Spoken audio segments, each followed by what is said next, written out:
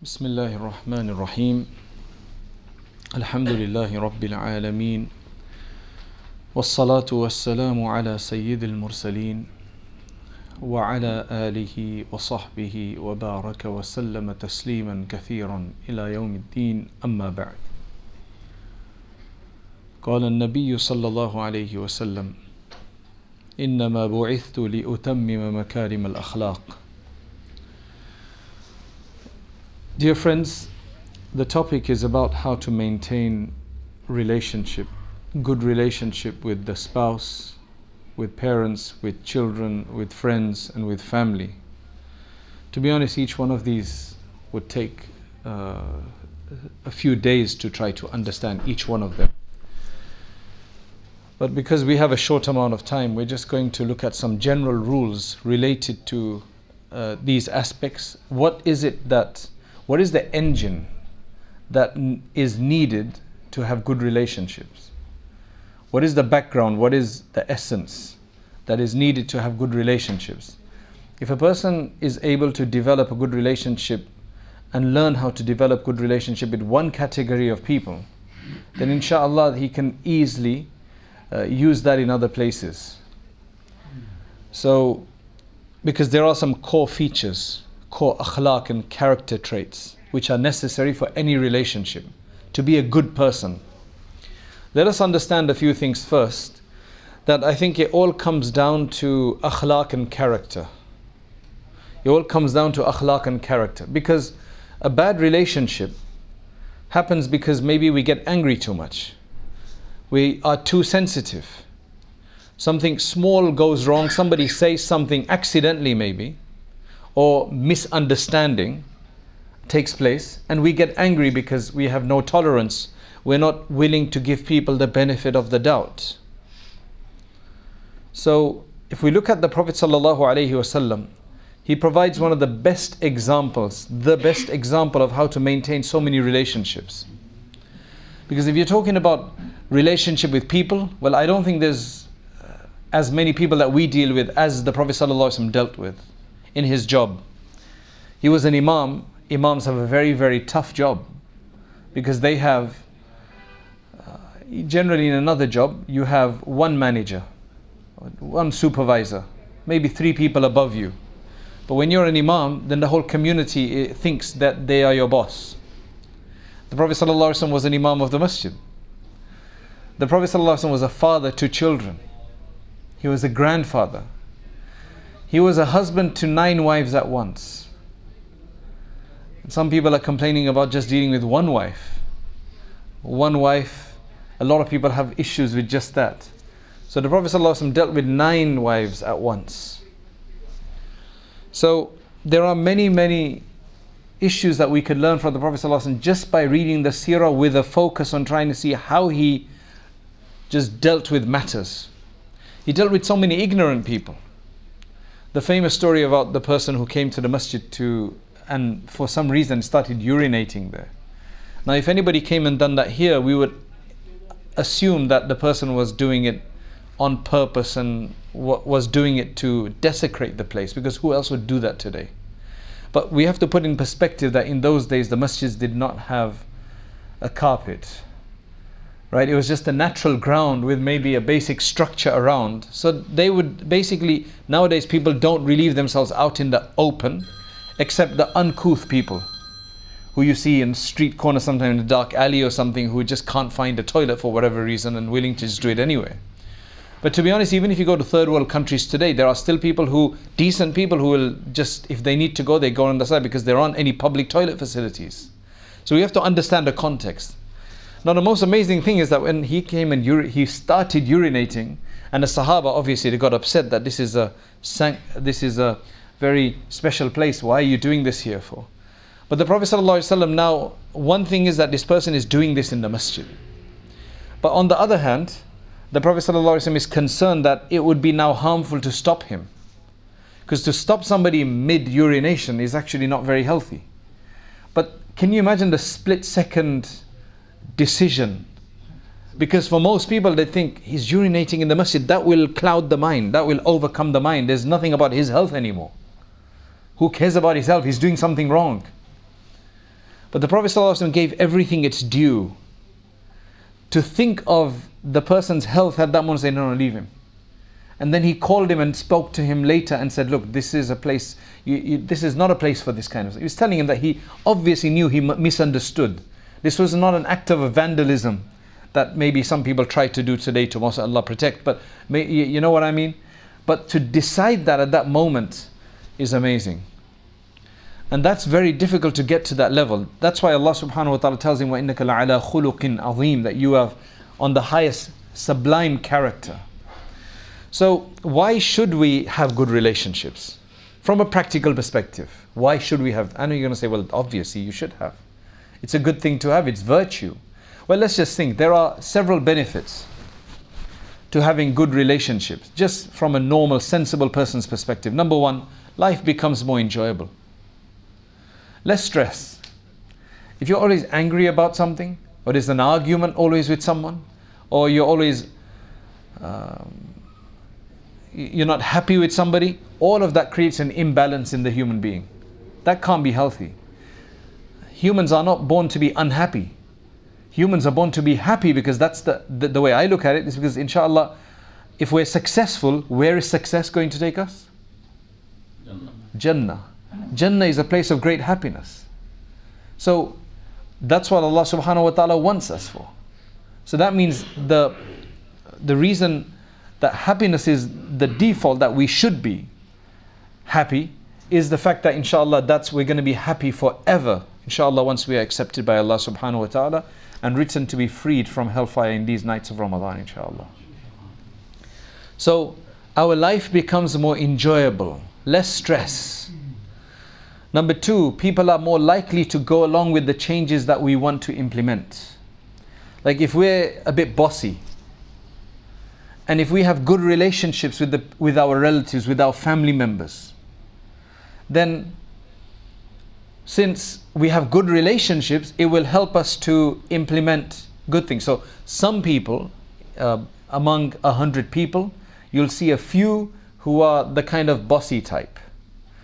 Bossy doesn't have to be a negative term. In this sense, they like managing things. They have a leadership qualities.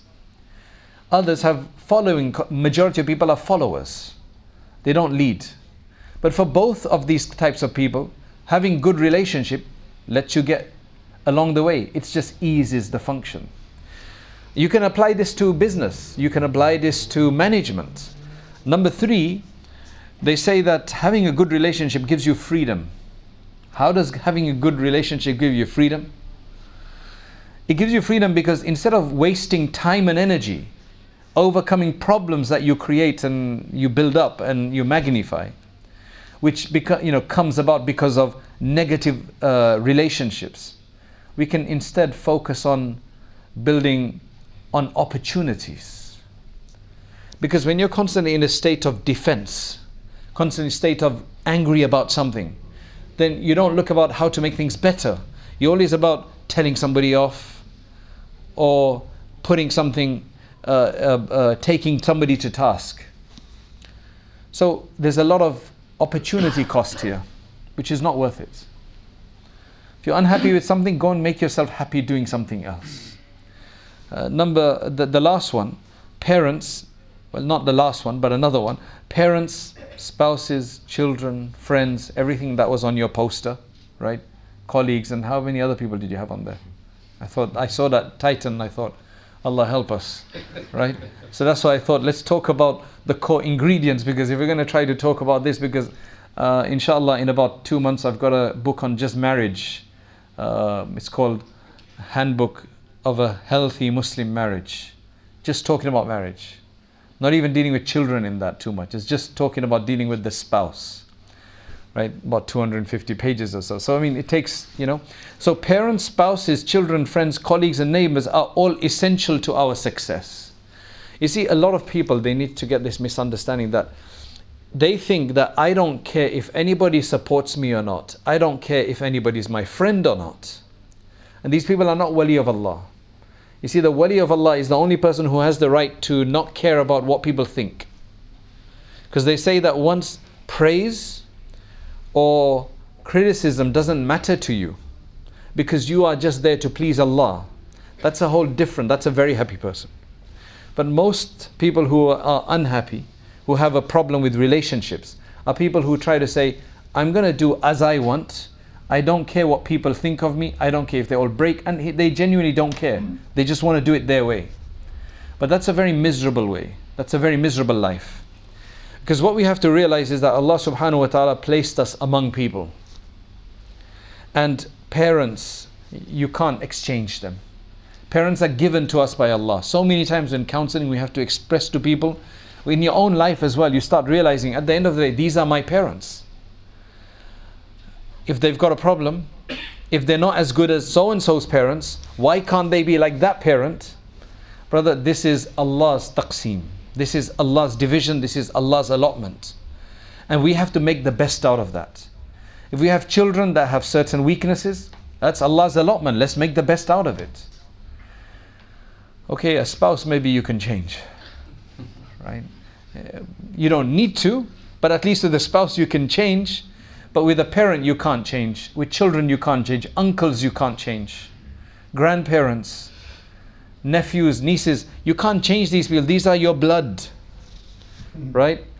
If they've got a problem, you've probably got some problem with that as well. Because it's the same blood that's going around.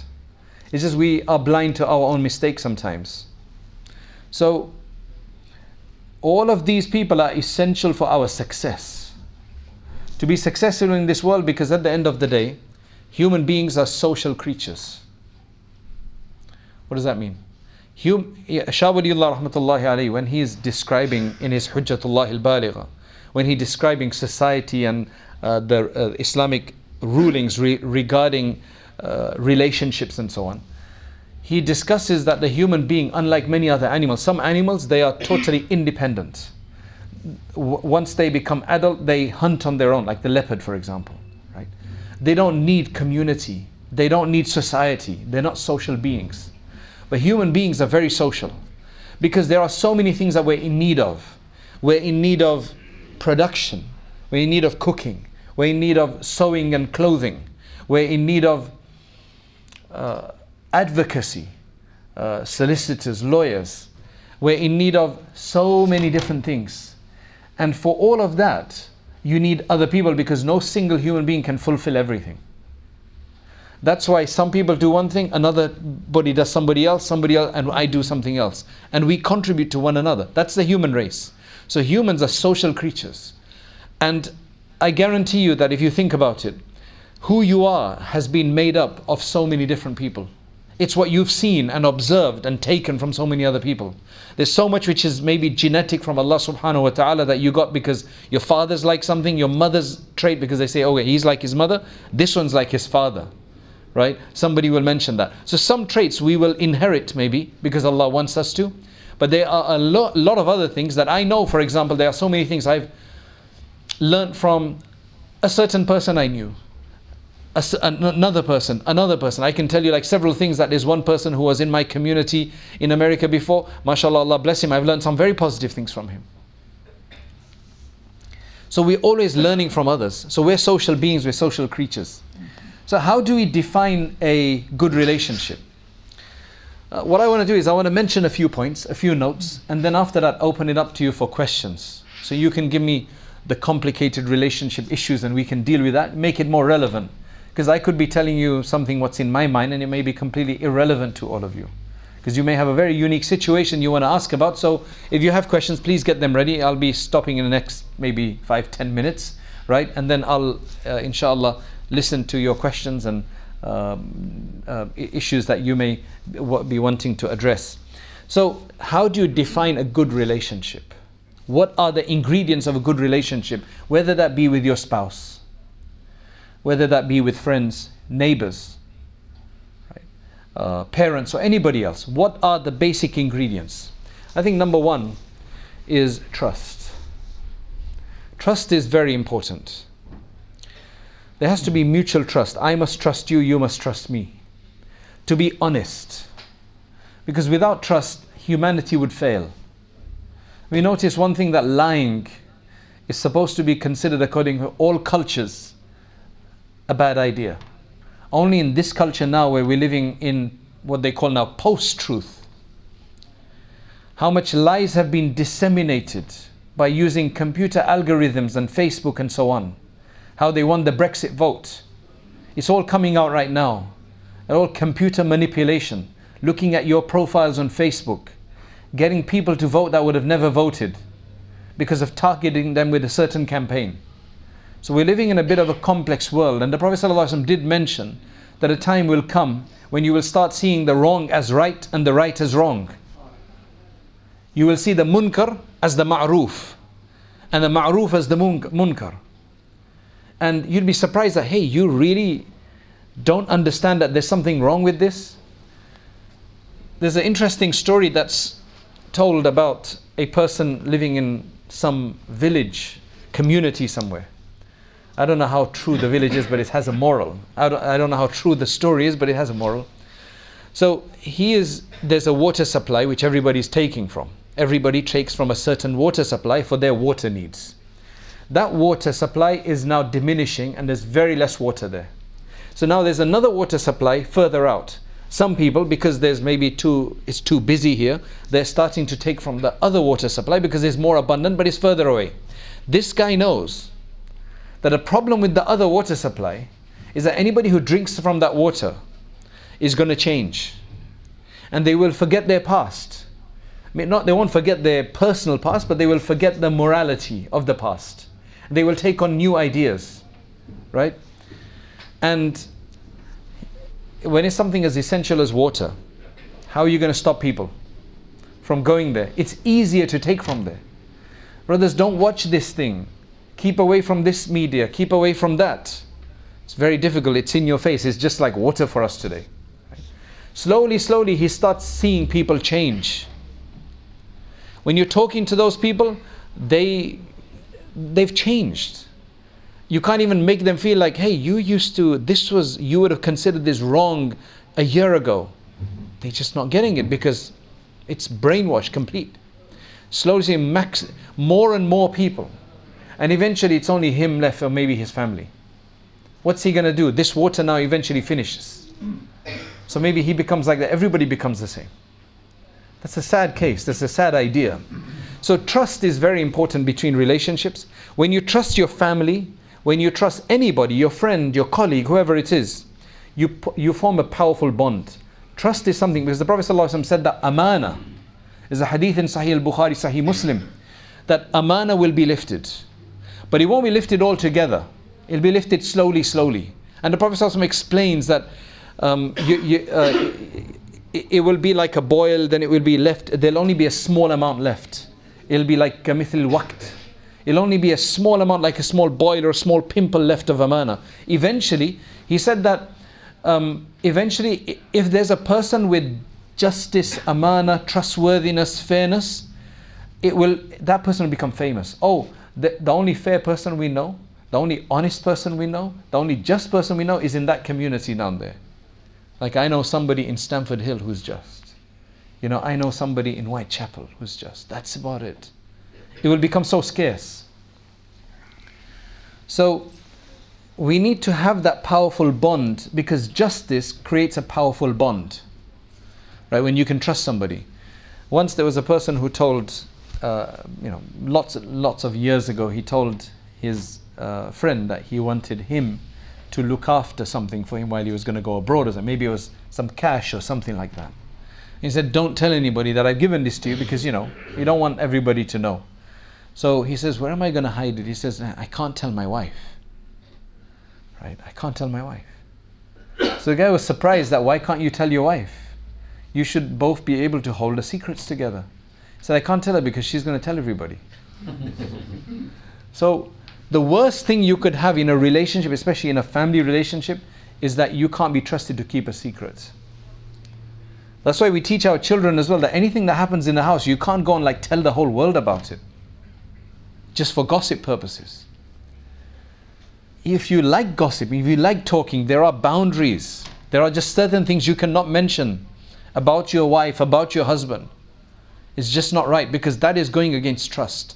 And subhanAllah, the husband and wife relation is probably the most important relationship for, once you become an adult, you get married, that is the most, because that is then what governs your relation with your children.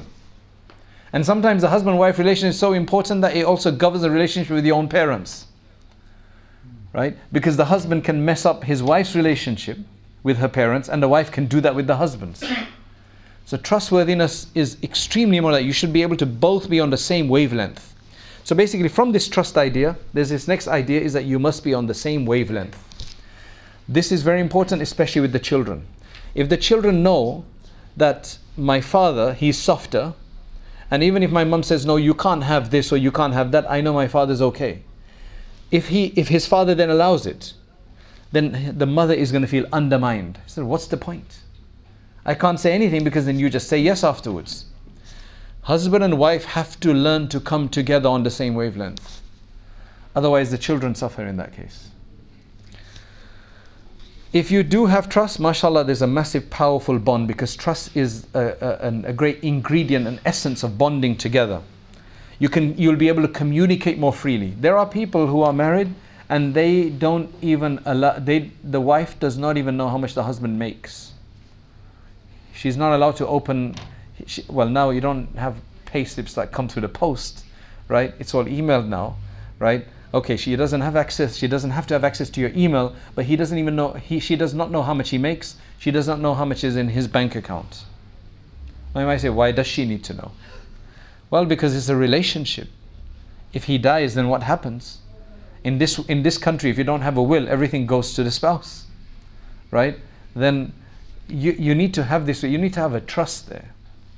So if you do trust people, you can more effectively, and you can communicate more effectively, and the benefit of that is that you can be more honest in your thoughts and actions, because you know that they appreciate what you say, and even if they will understand what you say, and they will not tell others, or they will not say bad things about you.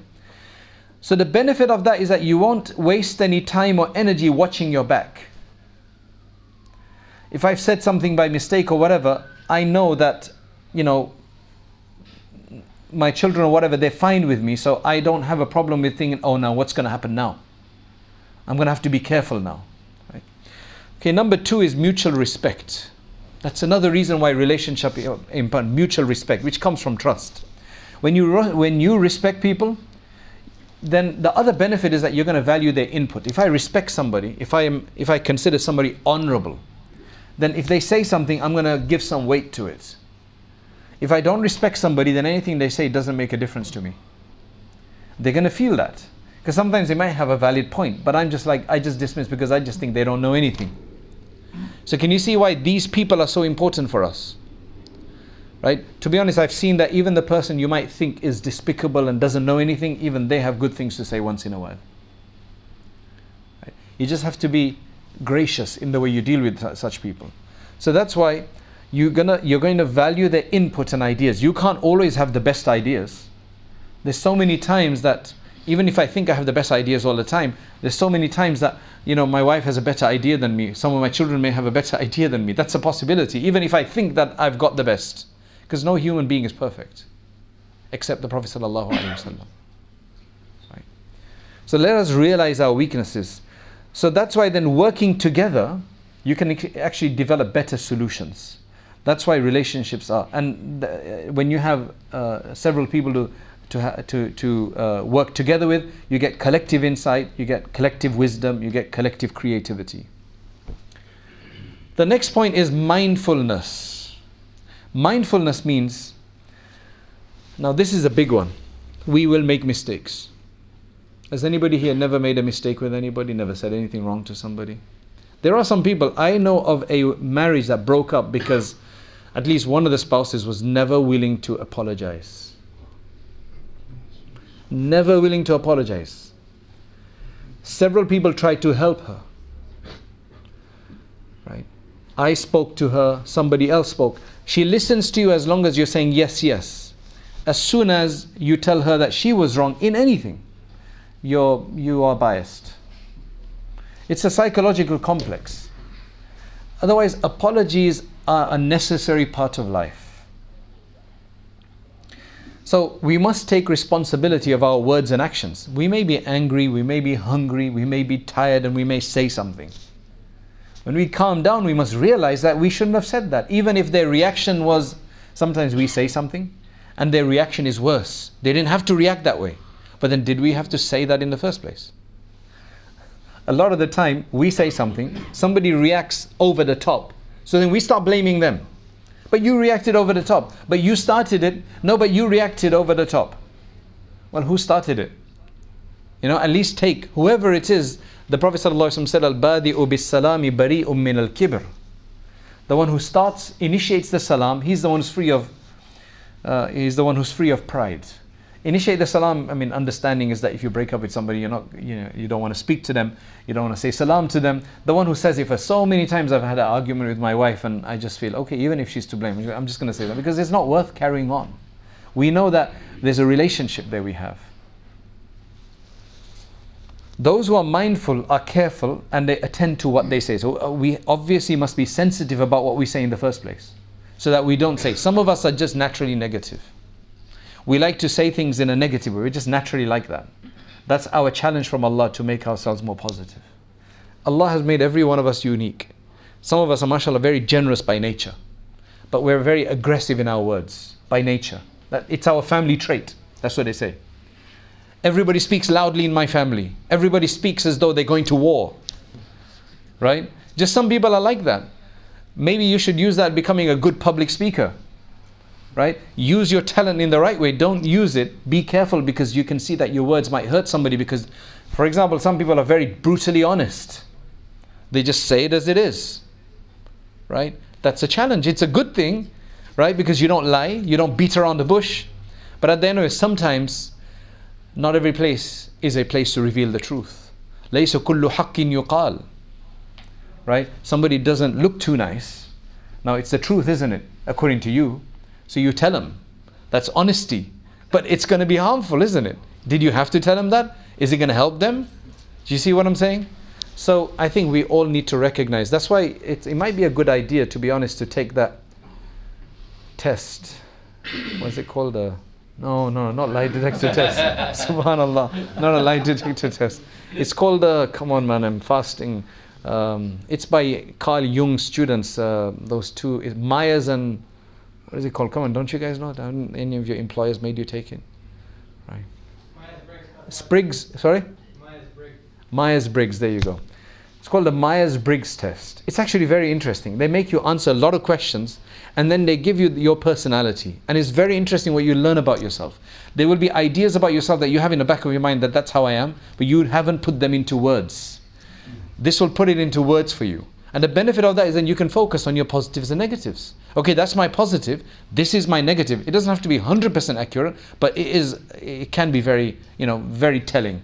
So we focus on our negatives. If I've got a problem with, what do you call it, from not being very generous, being a bit stingy, well, that's my challenge. Each one of us, Allah has given us some goods, and there are other things that we have to challenge to. And that's why the deen, the akhlaq, has to be taught. You see, a lot of people think, I can't change. That's the way I am. I can't change. Allah made me like that. That's my nature. I've been like that for 60 years now. You guys need to change. I can't change anymore. I'm like the blackboard, not the whiteboard. The blackboard, after years and years of writing on it, it becomes, that's how I am now. That's what people say. They're quite, the way they say it as well is like they're self-justifying. Everybody can change.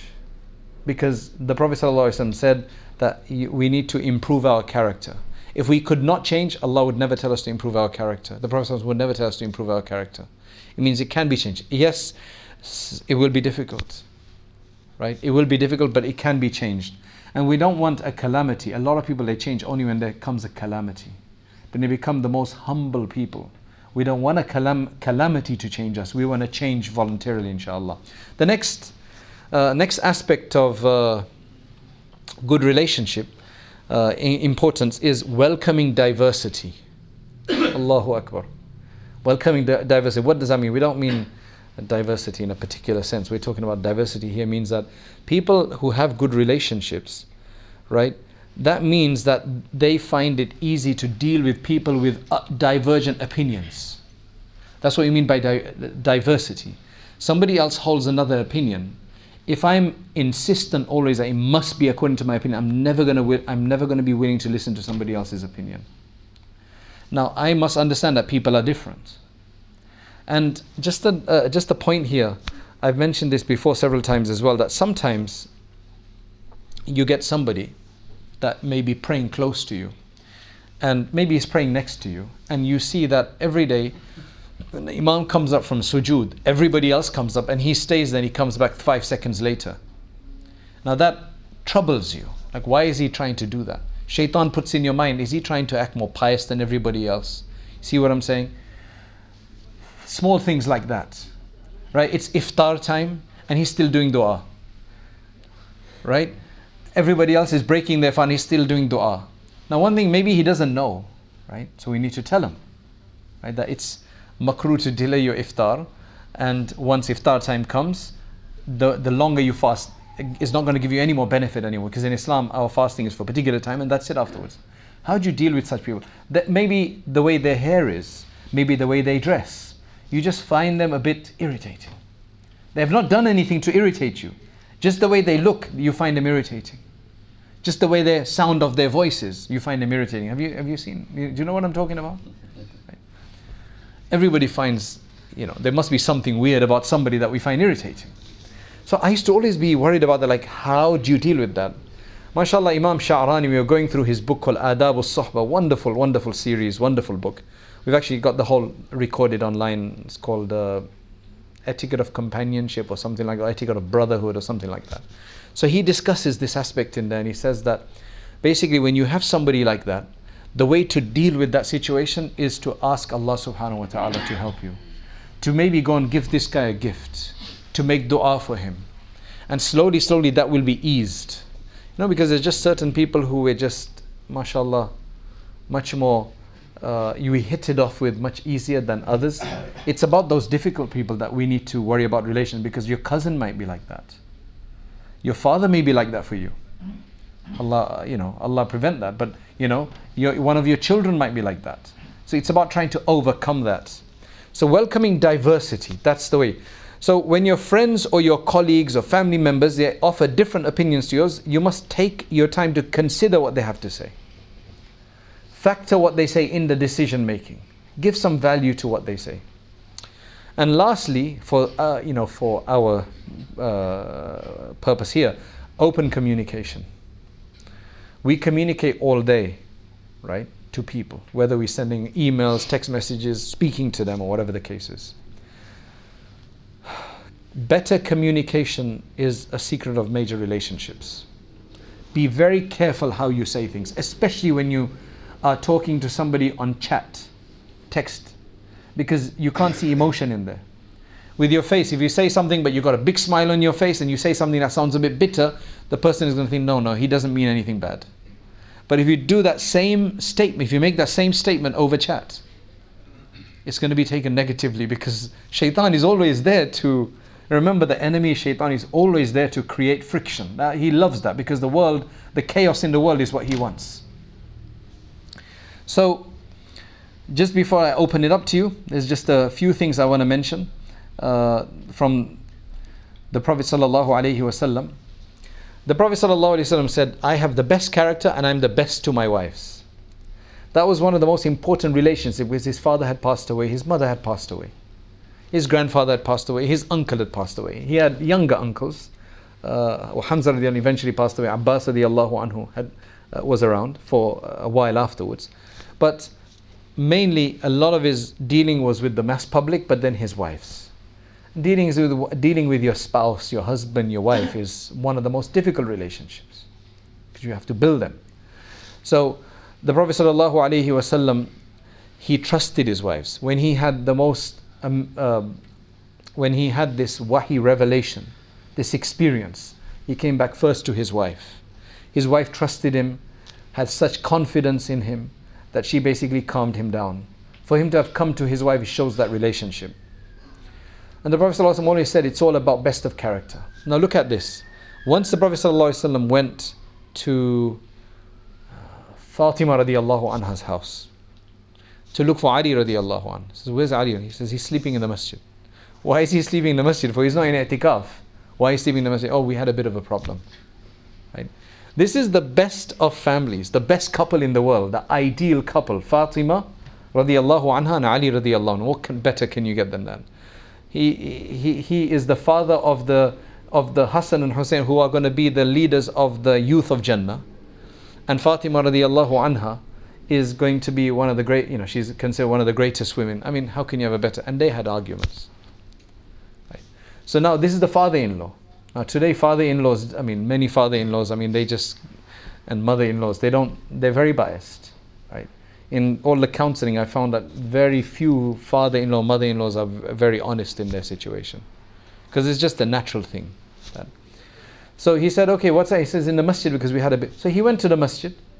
And there Ali radiallahu anhu was lying down there with, he had a bit of soil on him because, as I said, the masjid was not carpeted or whatever. So the Prophet ﷺ said, Kum Aba Turab.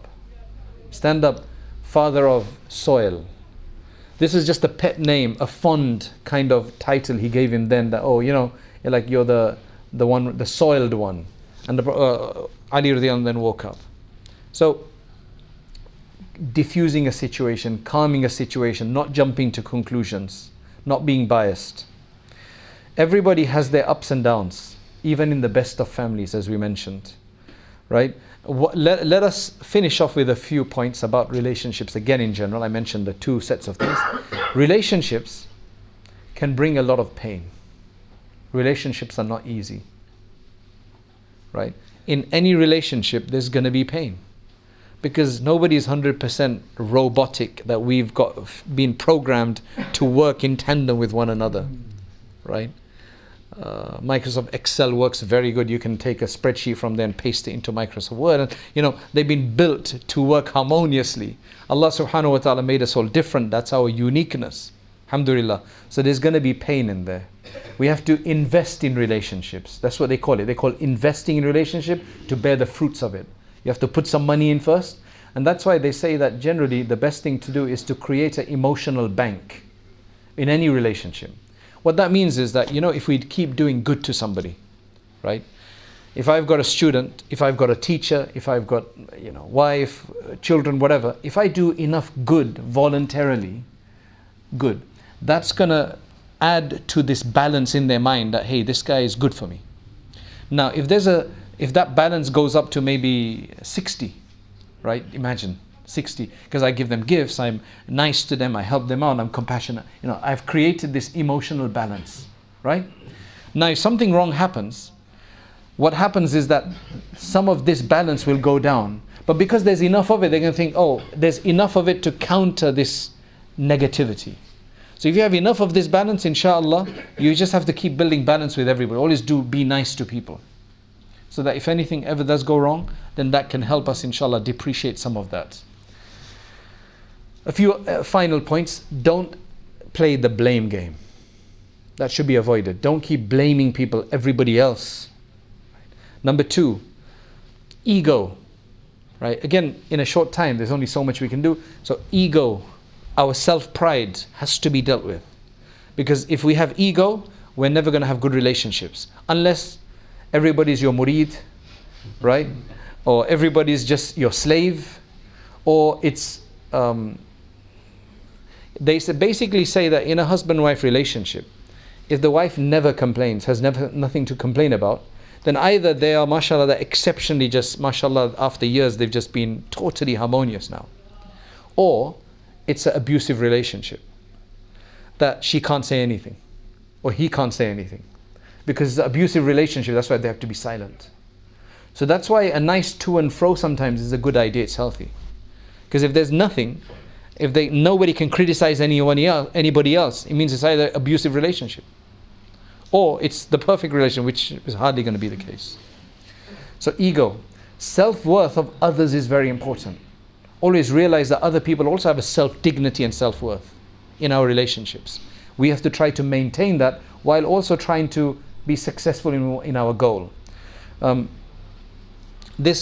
others are always at fault, that's a big no-no. Others don't always. Yes, others will be at fault a lot of the time, but sometimes it's not about finding the fault, it's about moving along. It's about moving on. Because if we're going to get down into the ditch to find out who is at fault, the world is going to pass by. We're not going to be productive. Let's move on. Okay, it's done. Let's carry on. Right? Don't always think that justice is never present. Everybody's unjust. This is a bad attitude. The Prophet ﷺ said, if you think everybody's destroyed, and in our words, if you think everybody's messed up in the world, some people believe that. The world is all messed up. Everybody's messed up.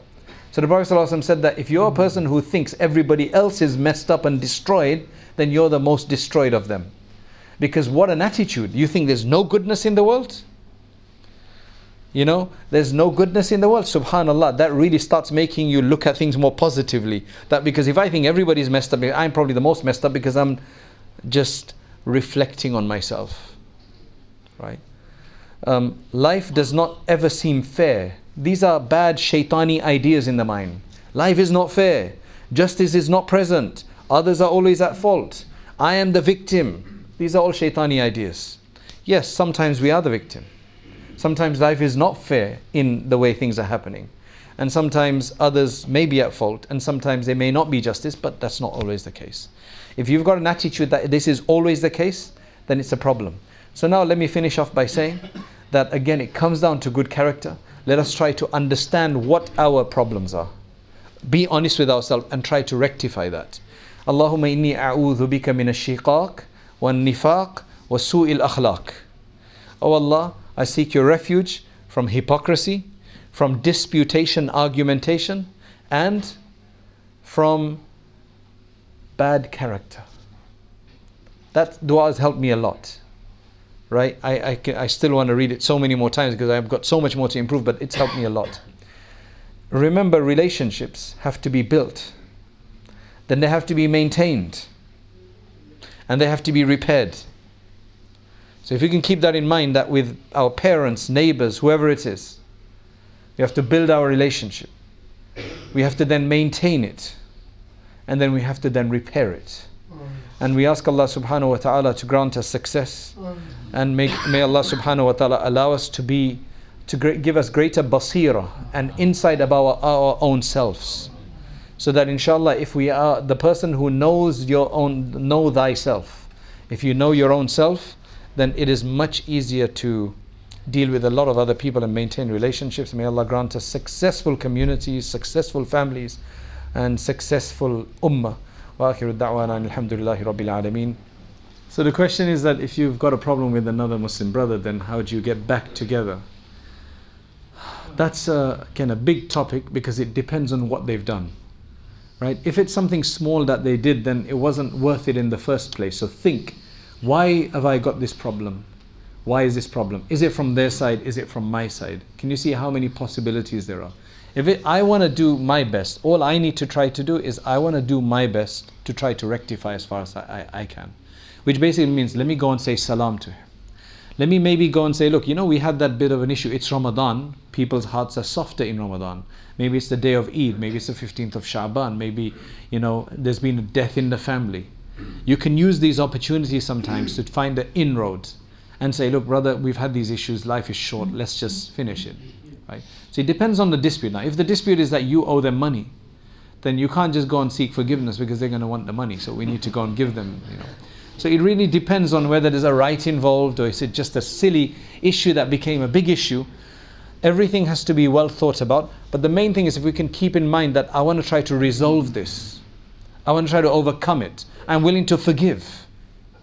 Right? I'm willing to overlook. I'm willing to pardon. Attitude, inshallah, will help. And the first person to say salam, the first person to initiate, will inshallah be the one who will be rewarded, inshallah, for that. So keep that all in mind. It helps a lot. Because inshallah, we can realize that, look, at the end of the day, my disputation with this brother, it's not going to get me anywhere in this world. It's making me unhappy. We just realized today it makes you unhappy. Because when you have a bad relationship, they've actually identified even the hormones in the brains which drip. I think it's called cortisol, right? If I remember correctly, I think it's called cortisol. Somebody correct me, right? When you have a negative situation, there's a constant dripping of cortisol, right? And that's bad for you. That leads to stress. And then stress leads to other physical ailments. So why would you want to be in a problematic relationship like that? Because eventually it's going to lead to headaches, diabetes, Allah prevent. But a lot of ailments and sicknesses are based on stress. Stress is brought on by unhealthy relationships. So it's not worth it. Be like that Sahabi who the Prophet ﷺ said that there's going to be a man who is going to come in who Allah loves and he loves Allah. So everybody's wondering, it must be Omar, it must be some great person that comes in.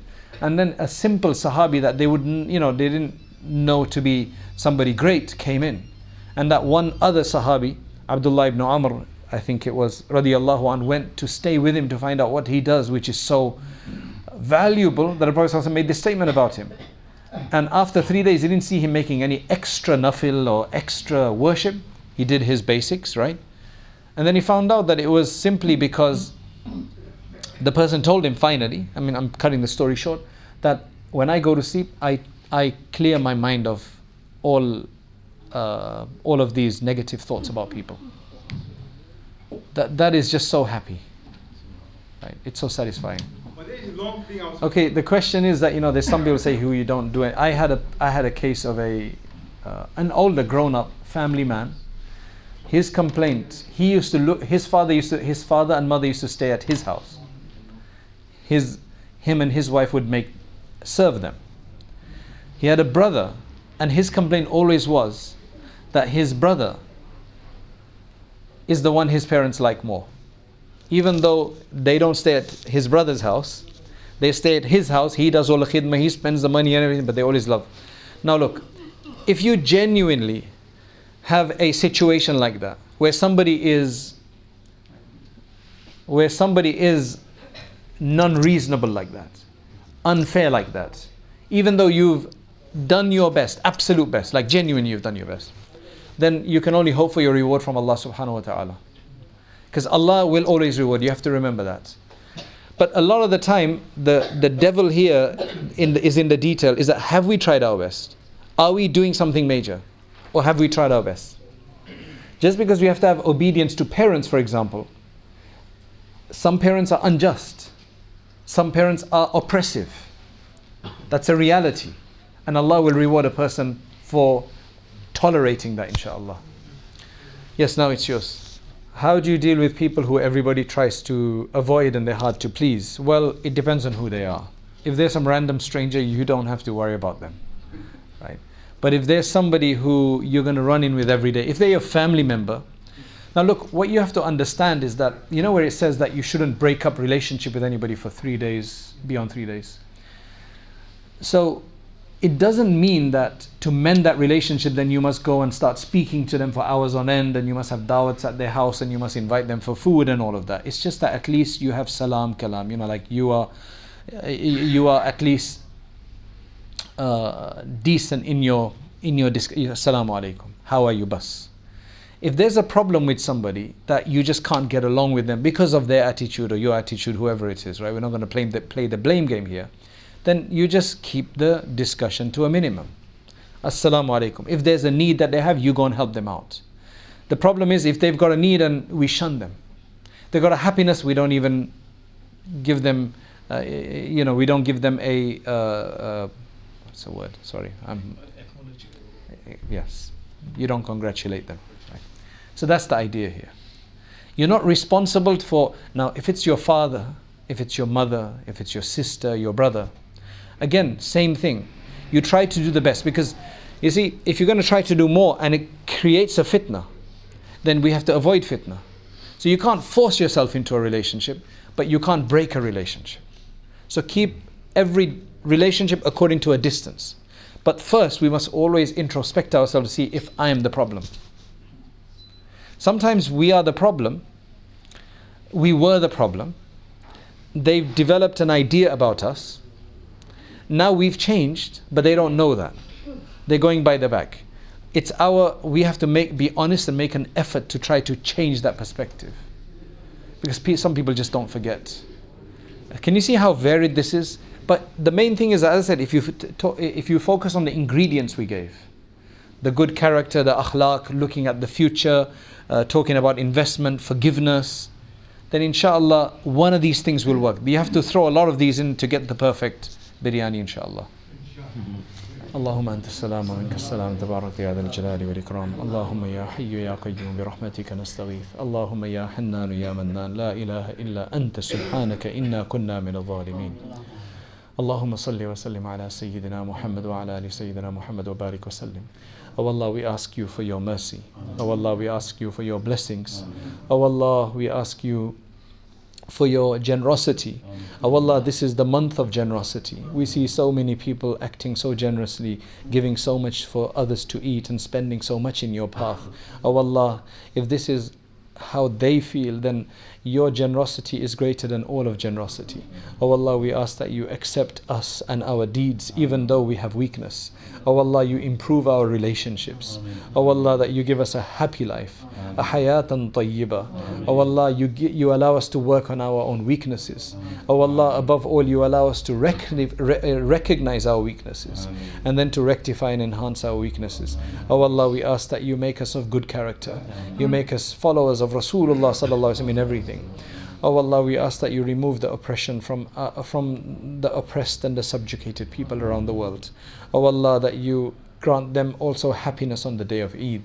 Oh Allah, that you also make this Ramadan better than any Ramadan before it. Oh Allah, that you make us closer to you than we've ever been before. Oh Allah, accept our du'as. Oh Allah, accept our du'as. Oh Allah, send your abundant blessings on our Messenger Muhammad sallallahu alayhi wa sallam and grant us his company in the hereafter.